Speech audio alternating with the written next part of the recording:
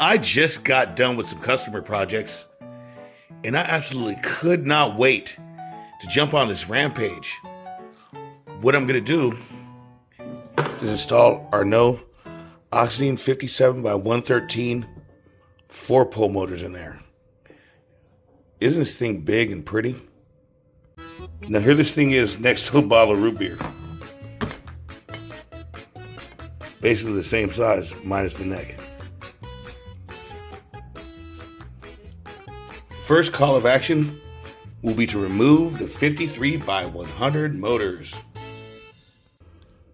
It takes an M3 wrench, so I've got one modified for breaking the bolts loose, and this tool that I modified for actually unscrewing the bolts. Now there is a noticeable difference between the length of these two motors. The 113 is a lot longer. When I hit it with the calipers, let's turn these calipers on.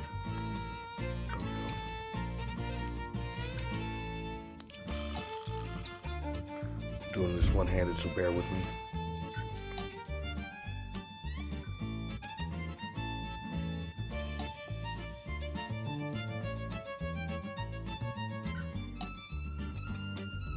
Oh, I gotta set the inches.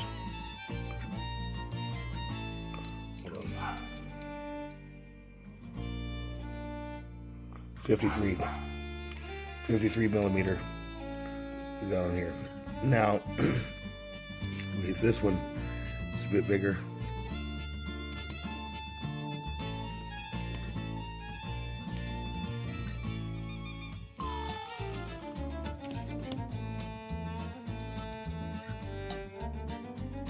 It says 53.97, that's odd. But there's an apparent gap.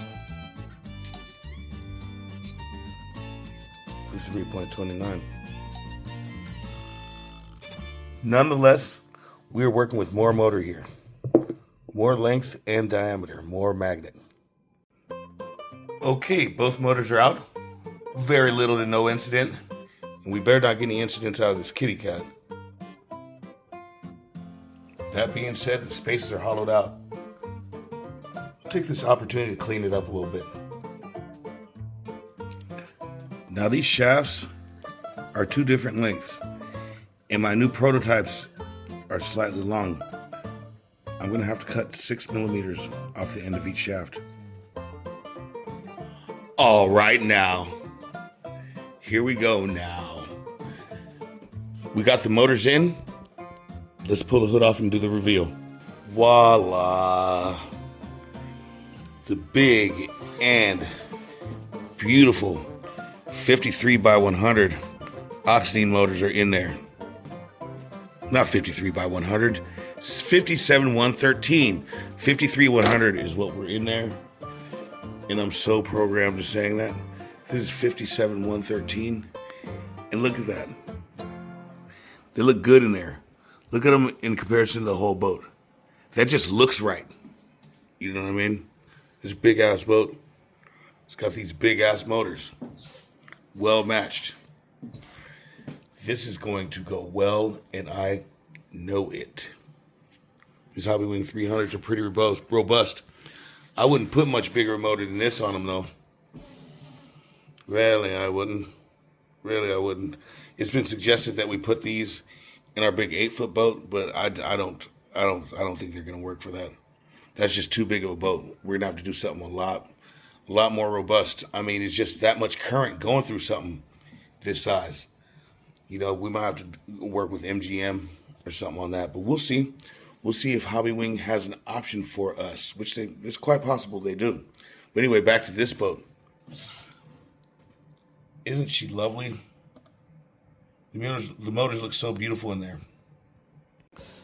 I rerouted the cooling lines. So the way I had it before, this boat doesn't have a cooling issue. The motors barely even get hot. So I had the water coming into the top of the motors and exiting the bottom. But that's not the most effective or efficient way. Theoretically, these motors will run a little bit cooler because they're bigger. But I decided while I'm routing things in the water tubing had a little bit of crud on it. Fluffy, I know that you were up to that. Whatever that was, you did it. The water lines had some crud because the drive lines, when they spin, they splatter grease out there. Especially how generously I lubricate things. And it flings a greasy film all over the whole boat. It just does. There's really no way around it. There are ways around it, but the amount that I run boats, you're gonna see things like that happening. So I'm gonna try to explain this to you guys without pulling everything apart. So our drive lines are set. There's actually a stub up here on our shaft that these two set screws line up into. If you have one of our boats. Unlike any other boats out there, at the end of the stub, at the end of the shaft, we have an actual solid steel stub that these grub screws bite into. There's a little bit of adjustment on the coupler on how far back or forth you slide it on the motor shaft. When you're installing a new motor, you typically don't know exactly what its space is. And without a feeler gauge, it's difficult. So, fortunately on ours, you can access both screws, the one up here and here. I just removed this screw right here so I can access this well. And I put the shaft in and I slide it in and make sure that these two set screws are aligned on it. If not, I loosen these two and slide it back and forth until I get proper alignment on here. I'll try to show you a little bit more. Okay, let me zoom in a little bit. If you look inside there, those are flat spots. Those flat spots need to line up. And that's why this adjustment on here allows you to slide the coupler back and forth to line that. And also, there needs to be some gap there. So you're basically just lining all these things up. But once you've got it, you know the correct spacing. Let's look at this motor within itself. This thing is robust. Very heavy. There's a lot of magnet involved. And a lot of kitty cat involved too. There's a lot of magnet involved. The end bell has been lightened. Did you know that every single piece of metal removed on these end bells or anywhere on this motor, any change to the shape of the metal directly affects the motor? Most people don't know that. Like when you see motors, some motors with vents and open holes and different things like that, all those things affect performance. We wanted these motors completely sealed. No vent holes. Very robust bearings, very strong. Stainless steels so they avoid corrosion or grit. We don't use ceramic. Ceramic will go gritty on you as soon as water hits them. Completely sealed rear end bell. In fact, our production units, these are prototypes, but our production units are going to have the KV, our logo, and part number engraved on the end. So when you look at it in the boat, whether there's a jacket on it or not, you'll know exactly what motor it is, because printed on here, we're going to put a jacket over it and you're not going to be able to see it. Replaceable rotors. You heard that right, replaceable rotors. What goes out in the motor is the magnets. The magnets get weak. Heat is the worst enemy to a magnet. The more times you heat it and cool it off, heat it and cool it off, heat it and cool it off, it's weakening the magnet more and more. And current going through it at all actually weakens the magnets more and more and more. Not a lot, but slowly they degrade. And some magnets, not all magnets are created equally. We use really good rare earth magnets that stay consistent run after run for many, many runs. Eventually it will wear out though.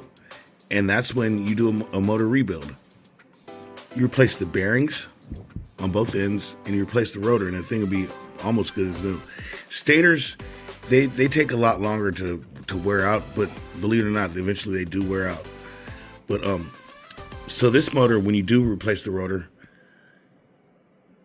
the screws are on the end bell, on the face of the end bell, which is rad on this side. On this end, you do have the traditional side screws, but these are nice, strong, solid screws. And you won't have the issue of screws coming loose and end bells coming loose and everything and jiggling along.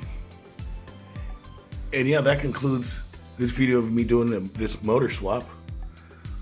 I hope you enjoyed me taking a minute to give you guys a little education on motors and what I do when I swap these motors and this and that and what have you. And if you appreciate this and enjoy this, subscribe to our channel, smash that like button, and remember to continue enjoying radio control model boating. Happy Easter, and remember, the new Rampage is coming with the Hobbywing 300 amp ESC and our big 57 113 motors. Please enjoy radio control model boating. Bill Oxidean, the Rampage, and the new Dynamo motors. Over and out. Happy Easter.